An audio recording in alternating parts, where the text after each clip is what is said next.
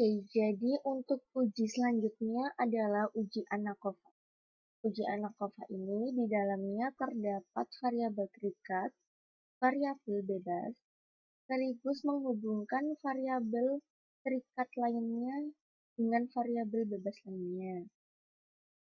Selanjutnya, data di dalam uji ANACOVA ini berdistribusi normal dan homogen.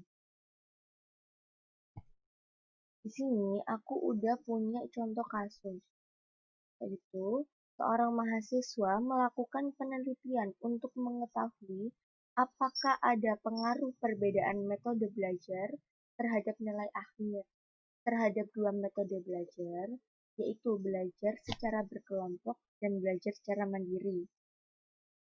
Dalam kenyataannya, terdapat faktor lain yang juga mempengaruhi nilai akhir ujian, yaitu penggunaan waktu dalam belajar atau lama belajar. Dapat dirumuskan seperti variabel terikat Y atau nilai akhir, variabel bebas X1 metode belajar, variabel bebas atau covariate X2 itu lama belajar.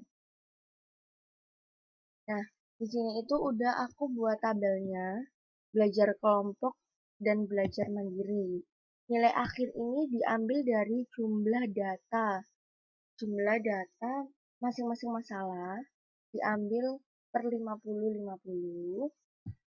Metode ini, metode yang masalah pertama itu metodenya 1 dan masalah kedua itu 2. Lama belajar ini itu antara angka 1 dan 9 secara acak. Jadi lama belajar ini satuannya jam. 1 jam sampai 9 jam. Nah, langsung aja ya kita copy semuanya. Satu masalah dulu.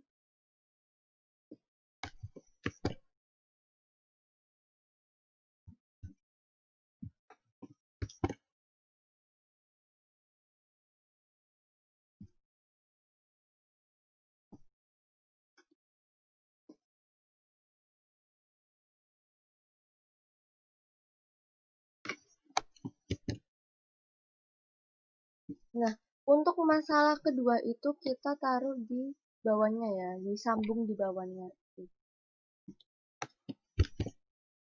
Nah, kalau udah, kita langsung ke variabel view. Di variabel view, yang pertama name-nya kita ganti nilai akhir.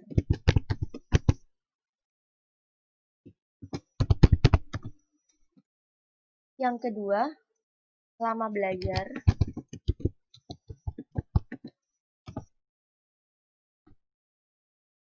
Yang ketiga, metode. Nah, pada kolom metode ini value-nya diganti. Pertama, berkelompok.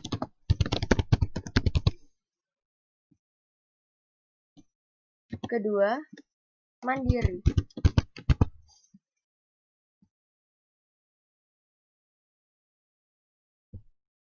Kalau udah, kita kembali lagi ke data view. Kita langsung analyze. General linear model, univariate, nilai akhir kita taruh di dependent variable,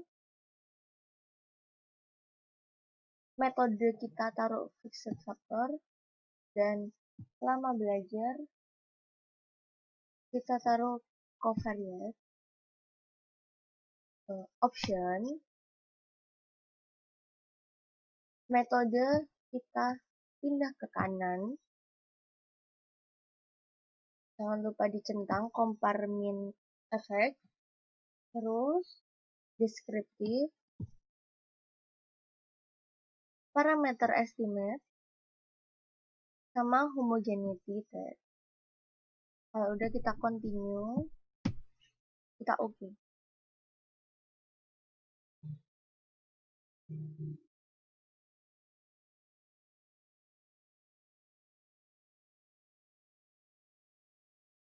Yang kita ambil itu ini, test of between subject effect. Di kolom test of between subject effect ini, kita lihat dari tabel ini itu nilai SIG X2-nya atau lama belajarnya ini itu nilaiku 0,730. Menyatakan lebih dari 0,05, maka HO diterima. Dapat dikatakan tidak ada hubungan linier antara hasil ujian dengan lama belajar. Untuk yang kedua, nilai SIG variabel bebas X1 atau metode. Itu nilaiku 0,000, itu lebih dari 0,05, maka HO ditolak. Dapat disimpulkan tanpa pengaruh lama belajar, terdapat pengaruh perbedaan metode dengan hasil akhir yang diperoleh. Untuk mengetahui pengaruh X1, X2, dan Y secara bersamaan, dapat dilihat di bagian corrected model. Ini yang atas sendiri. Ya, yaitu diperoleh nilai 0,00 kurang dari 0,05, maka HO ditolak. Dapat disimpulkan bahwa secara bersamaan, metode dan lama belajar berpengaruh terhadap hasil yang diperoleh. Yang dari saya, terima kasih.